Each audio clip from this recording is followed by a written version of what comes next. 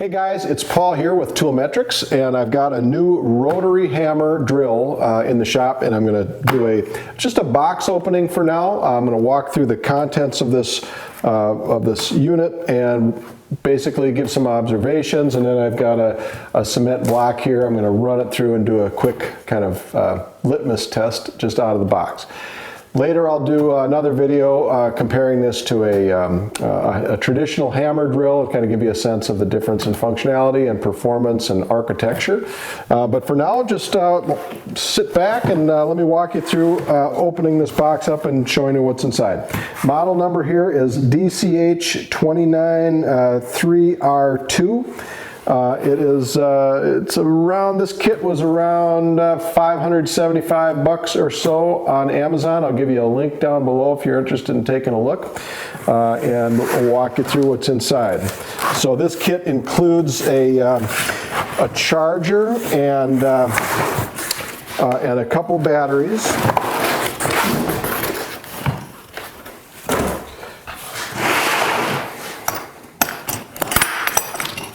It's a nice, big, hefty, durable box. All right, it's got a manual in here. I don't think I'll need to reference the manual very much for this, but I do like DeWALT manuals. I have to say, when I do have to go reference something, they're pretty easy to read and follow along, decent illustrations. So kudos to DeWALT on that. So here is the unit itself. Nice, sturdy unit. And I'll walk through, I guess, my initial observations of it. Has the chuck mechanism, what I would refer to as a chuck, isn't called as commonly called a chuck on a rotary hammer. They call it the DeWALT unit, they call it a bit holder, and it has a retractable nose, and I'll walk through installing a bit in it. But what's cool about these rotary hammers is they not only function as a drill and a hammer drill, but also as a straight hammer, and so you can run chisels and to break things up, remove tile, and so forth. So that's kind of neat. So so this kind of heavy-duty retractable nose for installing bits. Again, I'll walk through the bit installation process and actually do a run using a bit. It's got a side handle on it, and so this rotates. Presumably locks in place. Yeah, it does. So I can rotate that around if I'm a lefty, or if I want to use it left-handed for whatever reason, I can rotate it over there. On that same mechanism is mounted a bit depth rod with a release lever to set the depth that you want to drill. And then so you'll run your bit in, and then it'll stop you at that point. You have a good visual indication of where you're at. Here's the dial that adjusts the mode that you're going to be in. So this is going to set it from, it's currently in straight hammer mode. So now the bit is not going to spin, it's just going to pulse. And then the kind of mixed mode where you've got the hammer drill function, basically. So you've got the drill bit spinning and the hammer mechanism. So if you're drilling through cement or brick or concrete or rock, and you want to drill a hole and also use that hammering mechanism to clear the chips and debris out as you go through, that works really well. And you can run it as a straight drilling mode without the hammering mechanism. So if you just want to drill big holes in timber, or if you're using it for some other application, stirring, you know, a drywall mud or something like that, and you just want the drill mechanism, you can switch it over to that mode. Another thing that's interesting about the design of this is it's got built-in shock absorbers. And they're pretty significant, if you can see that bounce. And basically that separates your body from the tool and the hammering action with a pretty serious shock absorbing mechanism. So it's absorbing the shock so your body doesn't have to absorb as much of it. Because if you're going to be running these things for hours on end, and a lot of people do on job sites, really nice to reduce the fatigue and the wear and tear on yourself as well as on the drill, I'm sure. So that's pretty neat. It also has a clutch mechanism so that if the drill is meeting a lot of resistance, rather than all that resistance transferring through to the motor and causing motor wear and tear and damage, it will back off a little bit and give it a little bit of a break. And it'll also give you an indication that that's happening with this LED indicator light on the back. And so that will give you an indication that you're maybe pushing it a little bit too hard and you need to back off and not overwork the drill. A traditional kind of drill variable speed trigger mechanism with a forward and reverse control, pretty intuitive. You'd know right where that would be if you needed to change directions. And then this particular kit comes with two 20-volt max 6 amp hour batteries. That's a pretty good sized battery.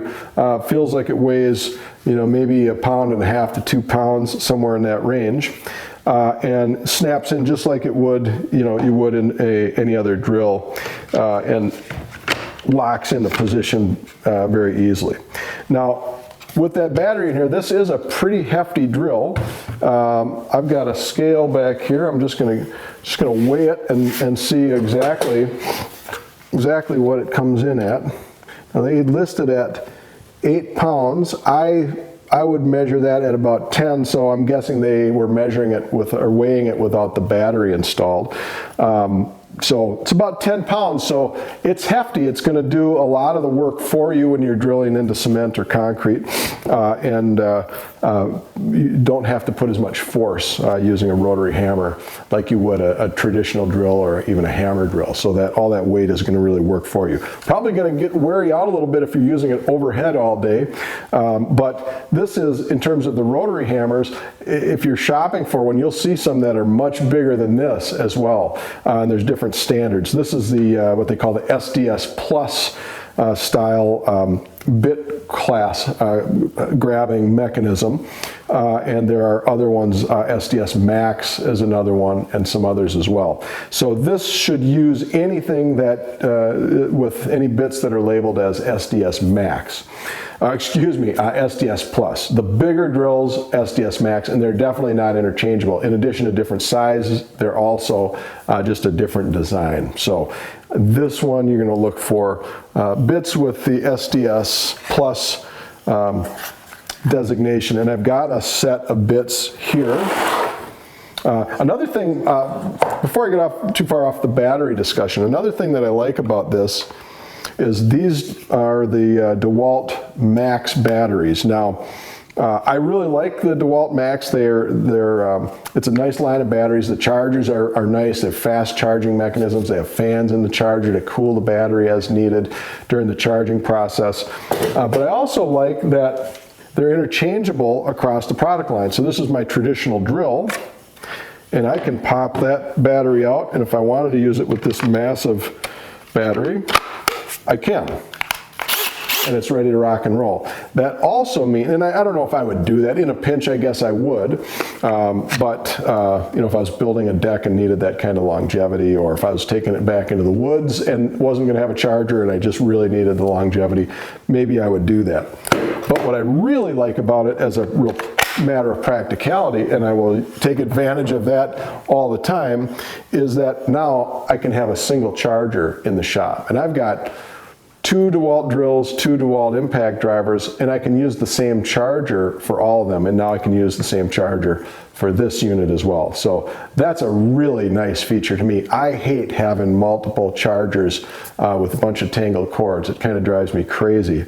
So for me personally, if you've standardized on a particular battery platform, I really like the benefit of sticking with it. I wouldn't do it to the extent where I would pick another tool that I really didn't like or there was a better offering, but I certainly would show preference to that product line as I'm looking for a new tool in a different category if I can share batteries across tools. And that's a big plus. So with that, let me chuck up a bit, and I still use the word chuck even though it's not technically called a chuck apparently. So I'll install a bit. So the way that this works, again, is you just retract, and then these bits have grooves in them that go all the way down on two of the sides, and then just sort of a stop mechanism on the groove on the other two sides. And so that stop mechanism is really where the pins are going to grab inside of this bit holder and lock that bit into place. So you pull it back, pop it in, rotate till you find the right spot,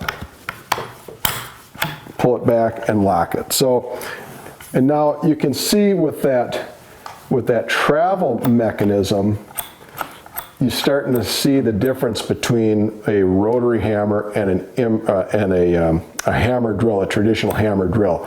So with a typical hammer drill, you might have an 1/8 inch travel, and this is probably in the range of, oh, I'm going to say that's probably about 5/8 of an inch. So that's a lot of movement.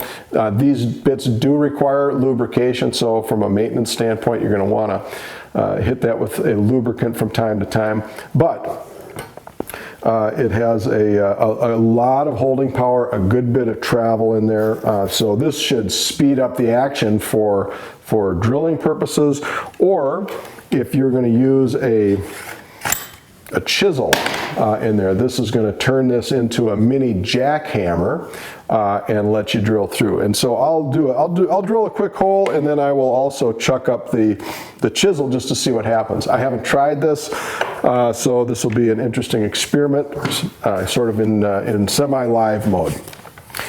All right, so. And if you watched my video where I compared an impact driver to a hammer drill to a traditional drill, it got very loud when I drilled through concrete. I've learned my lesson, and I will turn down the volume so you won't have to deal with that loud sound this time. So don't run for the hills if you've seen my video before, and especially for those of you who have headphones on, I am very sorry about that, and we will, it won't happen this time. So without further ado, I'm going to drill through just the top half of this. There's a gap in here that will take me to the halfway point. So it's about 1.5 inches to take me to the middle, and you'll get a sense of how quickly I can go through 1.5 inches of cement with this unit. And this is a, let's see, which drill bit did I grab here? It's a 1/4 inch bit. So here we go. Oop, I've got it in the wrong mode. That'll take a while if I do that. So now I've got it in hammer mode and we're ready to rock and roll. We'll see if that makes any difference. Holy smokes. So yeah, that is that is quite the tool. So I'll do a comparison with a regular hammer drill. Maybe I'll get a bigger bit on here to slow it down. But for now, you can see that it punched a hole in that. A really clean hole in virtually no time flat. And so pretty impressive. Let me just pop this bit out, throw in a chisel, and I'm going to throw on some hearing protection. That was a little bit on the loud side, and I've tried to be pretty conscientious about that. So I'll protect you from the sound. I'll also now protect myself from the sound.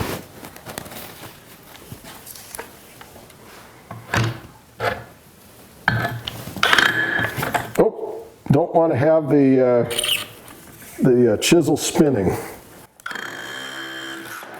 Oh, jeez. Well, it does what it's supposed to do, I'll say that. So I think I'll wrap with that, and then hope you'll subscribe to the channel, come back. I'll do a more in-depth comparing this to a hammer drill, do some more fun stuff with it, and maybe go into a little bit more explanation. But I just want to get a little run time on it, get a feel for it. And then, and if you have questions, please ask them down below, and I will try to answer them there and or show you in the next video what I find in running some tests with this and then comparing it to a hammer drill. So with that, please subscribe to the channel. As I said, hit like if you found this helpful, and I hope you'll come back for more, and thanks so much for watching.